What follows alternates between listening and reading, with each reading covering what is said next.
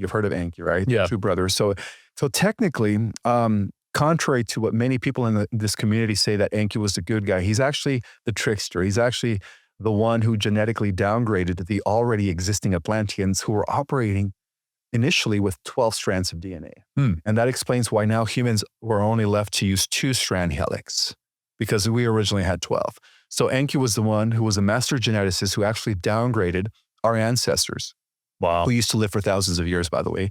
And this is recorded in the Bible that, humans used to live for a few thousand years, right? Like when you think of like Adam, Enoch, Methuselah, they lived for over 1,000 years. Even Abraham lived for 600 years. Noah lived for 900 years. So all of a sudden, our lifespan has been decreasing due to the genetic downgrade that the Anunnaki did during the Atlantean time. So, yeah. Is there a way to offset that eventually? Absolutely. Get back to 1,000 years? It's happening naturally right now through the CMEs that are coming in from our sun. Our sun as a living entity, believe it or not, everything is alive in the universe. Our planet is a sentient being. It's not just a rock floating in space. The sun, our star, is a sentient being. Our galaxy is a sentient being. And therefore, our universe is a sentient being. So what's happening right now is that our sun is actually communicating with our body at a cellular level. And it's inserting new mathematical formulas that is causing dormant DNA, which is what scientists call dormant or junk DNA, to come back online. Wow. And scientists did admit that there are 10 strands that are disconnected. And they call it junk DNA, but it's not junk. That is the DNA that the Anunnaki Enki decided to turn off in order to control us and reduce us into slaves. And that explains why for many thousands of years, humans were worshiping their gods. They were worshiping the Enki lineages. Those were the gods of mythology, And then, of course, you had the good Anunnaki who were always in constant battle defending the human race from those that wanted to enslave us and reduce us down to animals. And they were known as the positive Anunnaki, those that carried a higher concentration of Pleiadian, Sirian genetics as opposed to reptilian, draconian genetics. And in terms of who they were known by different names according to every culture. So, for instance, the Greeks would call Enlil Zeus, the thunderbolt god. Well, Zeus was actually the guardian of the earth during the Atlantean times. Wow. And his brother Poseidon was Enki. So, so the Sumerian Enlil and Enki is what the ancient Greeks called Zeus and Poseidon. And then Egypt has their own, version of them. The people from India have their own version, but it's all the same pantheon. The Council of 12, the pantheon of the 12 gods. Some were evil and some were good.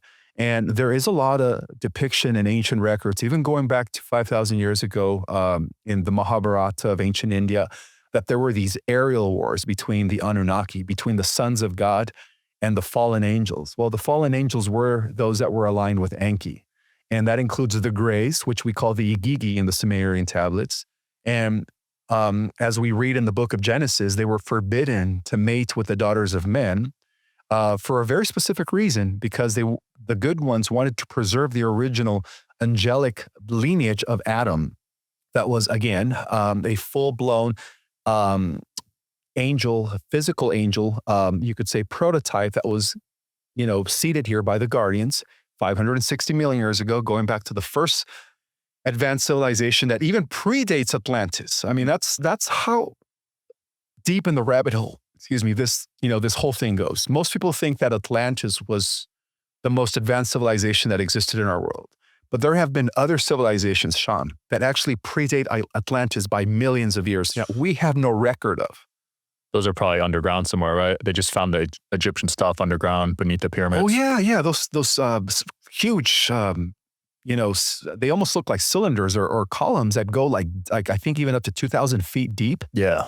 And they actually, that goes really deep into the earth. And they were hiding that because my psychic went to that exact pyramid and she did a scan 10 years ago and she couldn't see it. So something was blocking people from being able to see that, right? Yes. I don't know what happened recently where they kind of unblocked it, but it's super interesting. Well, what's happening is right now, due to the times that we're living in, the dark forces that have been in control since the Atlantean days are pretty much being neutralized by the forces of good. And that explains why this planet is going to be heading into a golden age very, very soon. Can't wait. Yeah. I remember the first time you came on, you said the earth was hollow. It got a ton of views. But I mean, with these underground civilizations, it seems like that's kind of accurate, right? Absolutely. I mean, when you think about how these things that were discovered underneath the Giza pyramid in the last few weeks, if they go 2,000 feet deep, how can the earth be flat? How can the earth be flat? 2,000 deep feet is pretty far. And what I've come to uncover is that they actually connect with with what is known as inner earth civilizations. And I talked about those a little bit. Yeah. These inner earth civilizations have been here always.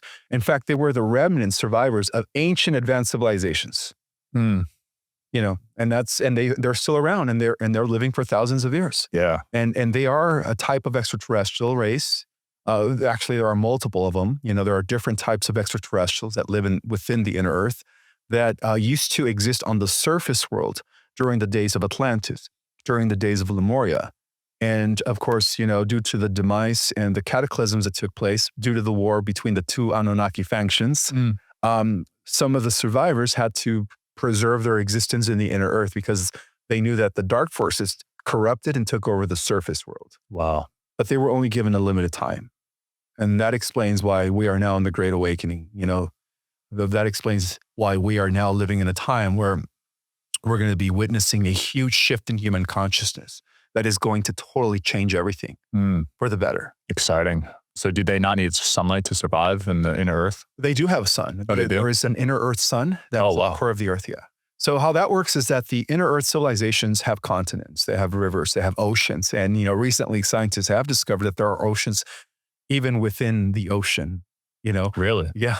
How does that work? I have no clue, but it's been proven. And so the inner earth sun is what gives light to these inner continents. And so when many people believe or think that these continents, based on the flat earth psyops, that's what I call it, they think that these continents exist outside of Antarctica. It's the other way around. These continents, through a portal that is within Antarctica, exist within the inner earth. So all these extra continents where these advanced civilizations exist are actually within the earth. So is Antarctica kind of a gateway to the inner earth because it's so deep, the crack? Yes. Interesting. Yeah, because there's a lot of bases set up there, right? So they're probably trying to study what's going on. Not only that, but they're also trying to unearth all the relics and all of the advanced technologies that were left there by these advanced ET races. So the races lived in Antarctica in the past? They have been, for the most part, yes. Wow, I wonder why they picked there. It's so cold.